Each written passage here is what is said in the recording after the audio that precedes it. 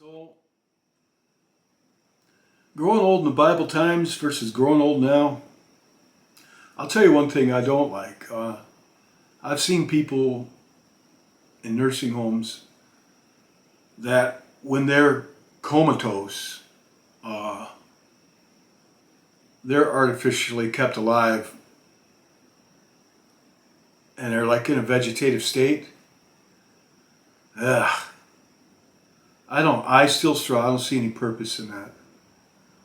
So, I mean, maybe you need to have a health proxy or some kind of arrangement with your caretakers. You know, it's tough. It's tough. Growing old, and I'm just entering it. Where, I've been bald headed since I was in my 20s. That's why I wear a hat. You see this little shadow on top of my head from the candles? Drives me nuts. In the videos, I got a widow's peak or something there. No, it's the candle shadows. But now my shoulders, I get arthritis and that. I'm doing pretty well though for my age, but I'm starting to get the aches and pains that come with getting old, and the reality checks that come with getting old. Like, dude, you're old. What do you expect? I have a good laugh at myself sometimes because I forget I'm old. Like that woman, I'll never forget her. She turned 99. I told this already. But she sat there in a chair and we had a birthday party for her, and she just shook her head and she says, "I can't believe I'm 99. That's all she kept saying. She said, "I feel like I'm 18 still." She kept saying that. And we just looked at her and we're just speechless because we're not 99. What do you say to somebody? It'd be pretty presumptuous, whatever, to try to tell somebody 99 what it feels like to be 99. You're in your own little realm there in that regard. And I remember that woman didn't live much longer after that. I don't remember the exact. I saw her die, and she went out so gentle that she'd be sitting in a chair and you didn't know if she was alive. We had to check her vitals. And she just gently went out. I mean, she was getting medical care, but when you're at the very end, there's nothing they can do for you. Just try to make a person comfortable, wet their lips, because their mouth, sometimes they can't take food or water, and they breathe in a lot, and they get a dry mouth, and they can't tell you they're thirsty. So if you're ever taking care of somebody at that phase where they're not taking water or food, and they can't even take water anymore, get something and wet their mouth and their lips. They're not going to be able to tell you thank you, but trust me, they're grateful if you do. I remember doing that a lot. And this woman that said she couldn't believe she was 99, she was a sweetheart.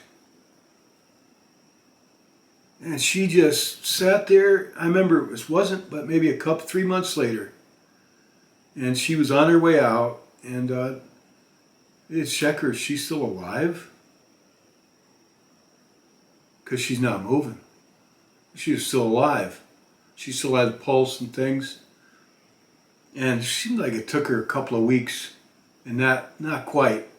It took her, sometimes it can take a couple of weeks when you're at that phase, when you're dying of old age. You go real slow sometimes. It ain't for the weak of heart to grow old. We kept checking her, and then, no, we couldn't get anything. No pulse, no heartbeat, no nothing. And that's, we call in the professionals and then make some phone calls. I mean, I saw a lot of that at my mom's place, because the people that came to my mom's place, they grew old and they died there. Very few of them ever left alive. I mean, their souls left. Some of their souls didn't. And I told a story about my mom's house being haunted. Some of them didn't leave, and I wouldn't be the only one to tell you that. Everybody that worked there, my dad included, who didn't believe in ghosts until then. Most, they left, but some of them stuck around. And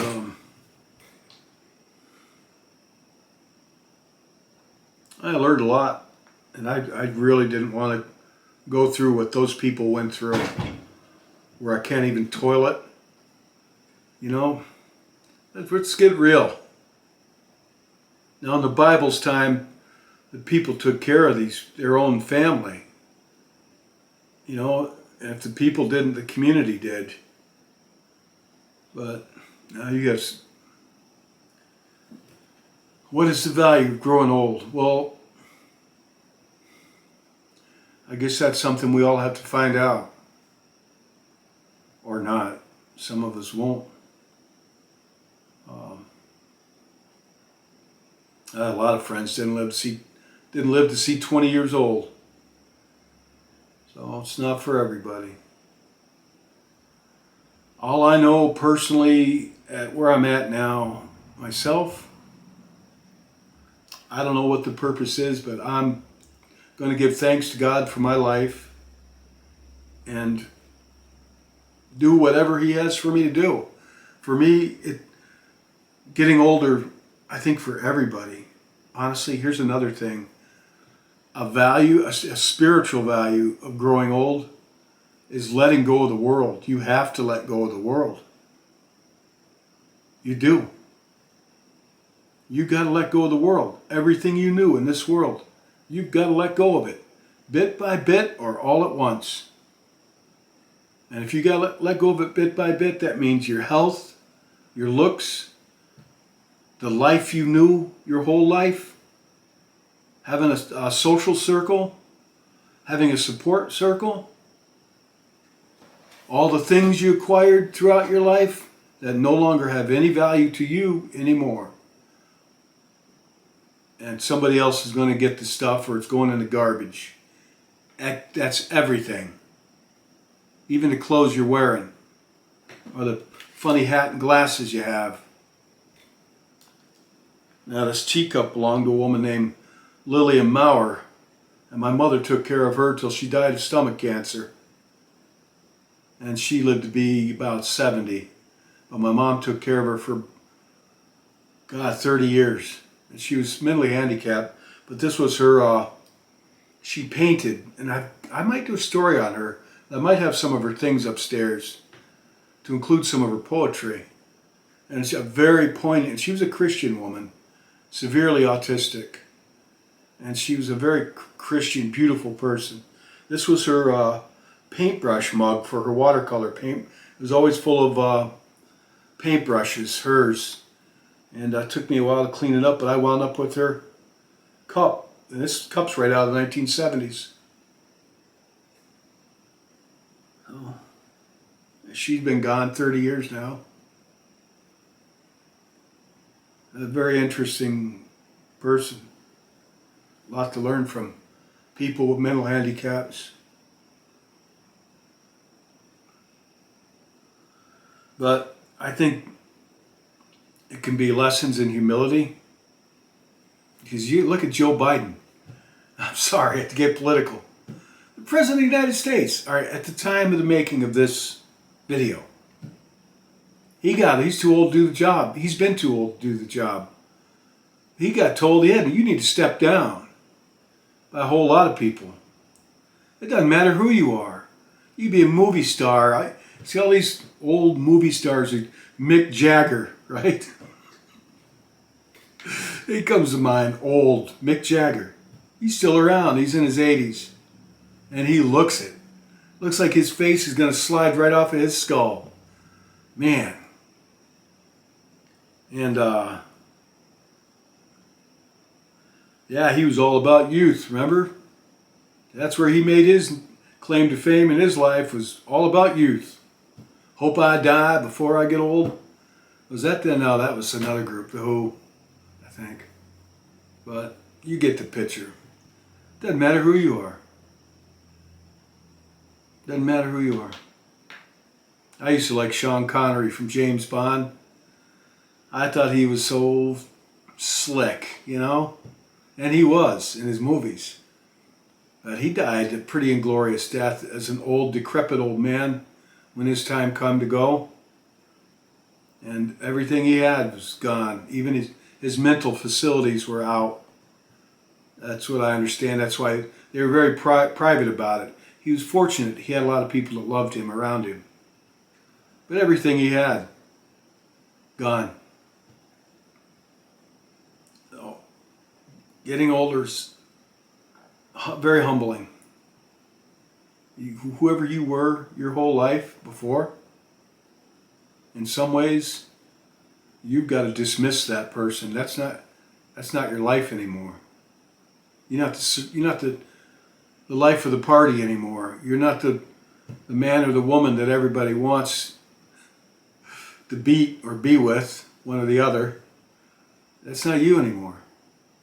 You may have some things to say, nobody wants to hear it. I'm fortunate to have this venue, and I appreciate your comments. Oh, and honestly, I hate to sound like everybody else on YouTube, but hit the like button, because that tells me I'm doing something right. Every time I watch a YouTube video, I always hit the like button, because I know even if I don't like what they said, somebody put some work into this, you know, and it kind of encourages them. So it still only takes a second. You don't have to subscribe, but yeah, it's just a way of saying, hey, thanks for trying. If nothing else, thanks for trying. Even if you don't like the content, they tried. Oh, it ain't costing you anything to watch it, or me. But getting old, you could wind up alone completely. I have. I can't believe it. I'm still in shock. It happened so suddenly in my life that suddenly I'm completely alone. I can't even have a dog. I wanted to get a dog. I was going to get a new puppy, but when it comes right down to it, I don't think this is a good time for me to get one, because I might be moving or doing something. I don't know. Also, I'm all alone. If I die in here, I don't think anybody's going to find me for a while. I don't think I should have a dog. I know that sounds pretty harsh, but realistically,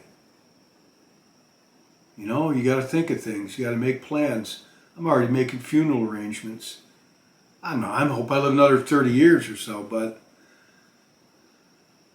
you know, I've got to think of these things.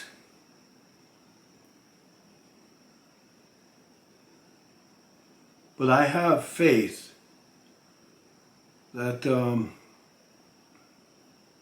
God has my life in His hands, and God is so much bigger than any of my loneliness or my despair or my aches and pains. God is so much bigger than my worries.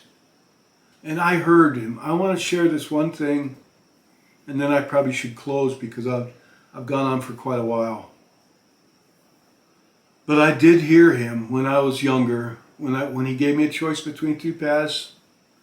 I've told that story. I might tell these. If you watch it this far, let me ask you, how do you feel about me retelling some of my stories from the older ones? I don't have a lot going on in my life right now, fortunately in a way, but I did hear God tell me that, and He showed me when I got older, I would be alone and bitter, upset and alone. He showed me that. And I didn't have to choose that path. I could have been surrounded by a loving family, comfort, wealth, and the love of my life, you know, with my woman in my world. And He said, you will have a good love. That'd be my wife and me. And He said, you both will live long and relatively healthy lives and go out easy. And I would have a good love, and my children would be healthy too. I could have had that, but then the other path He showed me, I would be alone in life and bitter and angry at times, and come to pass. My friend Brian, when he showed me that, he took me up into heaven when I was 17 to talk about my life. I got that. And he told me to remember it's all going to work out for me in the end. But I asked God, going back to that, I said, Lord, what if my bitterness, when he showed me myself now, being bitter, this is the thing. I said, what if my bitterness makes me turn from you? I thought of that because I had to make a choice between the one path or the other path. And God laughed.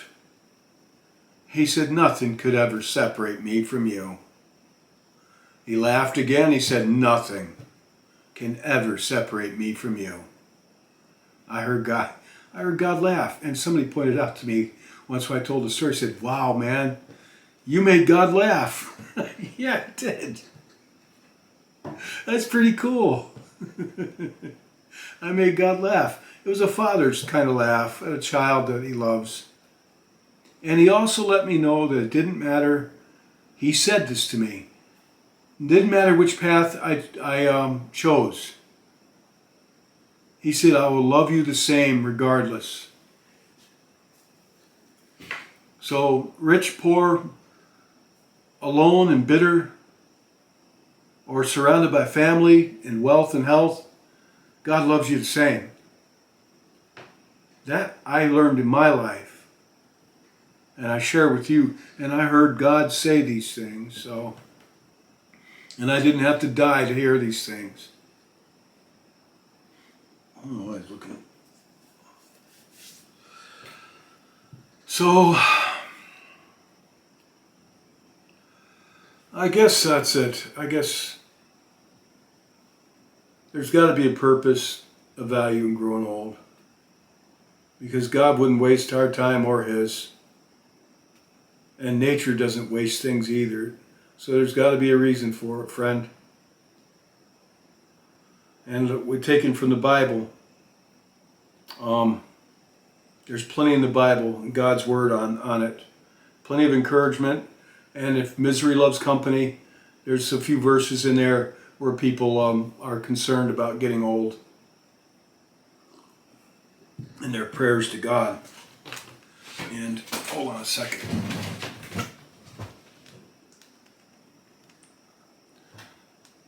I want to close and read that one verse again. Psalm 73, verse 26. This is the one I learned myself. This was my learning for this. Psalm 73, 26. Though my flesh and my heart fail, God is the rock of my heart, my portion forever. Though my flesh and my heart fail, God is the rock of my heart and my portion forever. Hang on to that. All right. Thanks. If you listen this long, thank you. And good night. God bless each of you.